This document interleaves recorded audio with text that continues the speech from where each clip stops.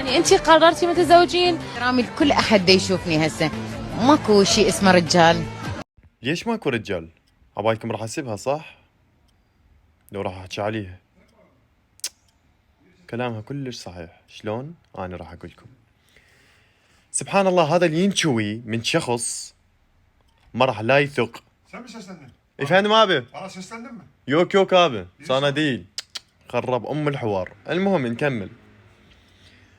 لا راح تثق بشخص، ولا راح تصدقه، ولا راح تقدم كل هذاك الشعور اللي كانت منطيته بعلاقتها السابقة.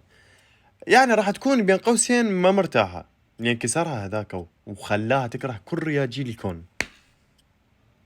اليوم جيب لي كلب، حاشا الإنسان طبعا، تجيب لي كلب أو كلب، خلينا نحكيها بالعراقي، وخلي يعضك، بس يعضك عضة قوية جدا.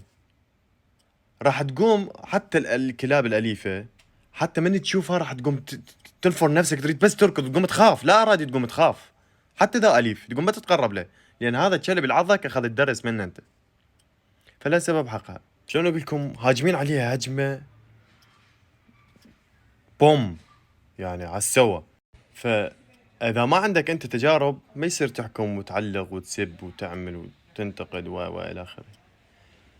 لكن لازم، شوف، هو لازم بصورة عامة لازم تفهم المقابل ليش دي يحكي هيك. مثلا هي ليش دي تحكي هيك؟ الرجال كلهم ماكو، يعني متى اشوف رجال قدام اني او ماكو رجال بهاي الدنيا. فانا اتمنى من الكل انه لا يتسرع بالتعليق، او لا يتسرع، ممكن يكسر فوق كسرة قلبه يكسره دبل عقله ملاعين. طبعا الحكي للطرفين، يعني اذا كانت البنيه واذا كانوا رجال. انتم يمين البنات لك عقلا، لتشن ترى والله بتلشن. طاب طاب طاب.